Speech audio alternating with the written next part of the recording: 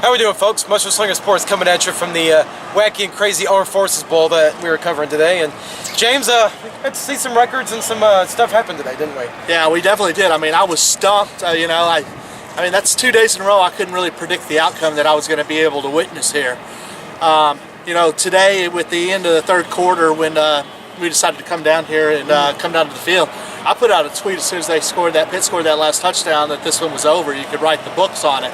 They were up 31-6. 31-6, that's right. And then we get down here, and the next thing you know, it starts coming back, and they start firing away with Gary Ward Jr., the quarterback of the University of Houston, who throws 11 for 12 for 233 yards, which is a fourth quarter FBS Bowl record. Yes.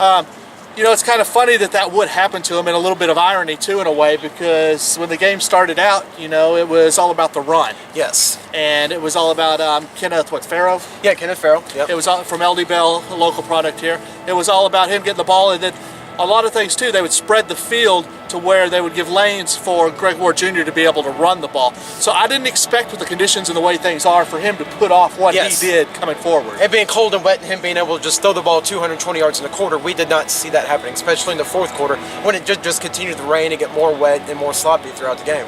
Yes, definitely. And also we can't forget, this University of Houston team did recover 2 onside kicks that were back to back. So I don't know. This is our last game we're going to do for the year. Yep. We're done with college football for this year after we complete. Been a good season. After we turn this off, yes, it's been a great season. I mean, I've seen more games that have been spectacular than I thought I ever would in my life, and I probably might not ever see this many TCU good Baylor, games. Cotton Bowl yesterday. Which one do you think's the highlight of the year for you? I definitely think TCU Baylor. That's a highlight right there. It's the top game of the week. You had 2 top 10 teams going at it. Baylor comes back from 21 points down. It was. Callahan kicks that game-winning field goal there at the end. It was an exciting game. Did you expect the outcome that we had yesterday with Baylor? I mean, we talked about how they belong in this college football playoff, and when they came out yesterday, it looked like they did for 3 quarters belong in the college football playoff along with TCU. But then they lost that momentum and they ended up losing the game there. Yes, they did. Like we were talking earlier, it looked like their defense ran out of gas. They could not get stops when they needed to, and there was that one onside kick. They got a little out-coached there at the end also, I believe. I mean, just Baylor did not look ready for this game there at the end. No, and like I said, I couldn't believe watching it down there on the field too. It was just it was another memorable experience to be a part of and to be able to cover and see.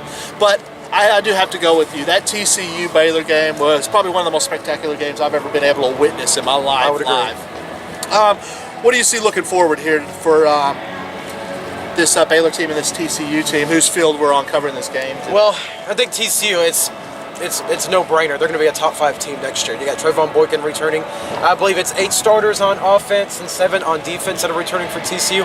How could you ignore them at this point, especially with the way they ended the year against Ole Miss? Baylor, I mean, they're going to be against a couple first-place votes for Big 12, champion, but you have Bryce Petty leaving. You got Levi Norwood, a couple of seniors that have been there for a few years, battled. But you got a new quarterback coming in, and anytime that's going to happen, it's going to be a little, growing pains, I would say, for the Baylor offense next year. But, I mean, hey, you never know. Seth Russell, that's the backup's name, right? He could be better than Bryce Petty. I mean, you never know. Well, Art Briles always just seems to find a way to do something with that quarterback position. He does no offense. He does no offense. I mean, he had Kevin Cobb at Houston, He comes here to Baylor, and, well, not here at Baylor, but he comes down to Baylor. And he has, let's see here, who was that first one he had? Well, he had RG3. RG3 got hurt. Nick Florence came in and then performed. Then RG3 came back, and now you have Bryce Petty. So he knows where to find his arms and somebody that will work good in his system. But do you think now, with the performance that happened in the Peach Bowl, do you think that Trayvon Boykin has the front runner for the Heisman next year? I would definitely have to put him up there. He finished, 4th this year? 4th this year. And Big 12 Offensive Player of the Year, he would have to be a front runner, in my opinion. If it's not going to be him, he's going to be second then. He will be at the Touchdown Club there in New York. The Heisman Trophy presentation, I guarantee that. And hopefully we'll be there covering that if he is there and everything. These are the last words I'll say. If Steve wants to say something when I'm done, he's more than willing to say anything. But I just want to say I'd like to thank God and everything. I mean, this has been one of the best opportunities I think I've ever had in my life. I've enjoyed this ride we've had this season. Yep. Hopefully next season will only be better and coming up. And it won't be so cold and wet. Cold and wet, yeah. Anything else you want to leave us with? No. It's been a great year, buddy. All right. We'll see you next year, okay?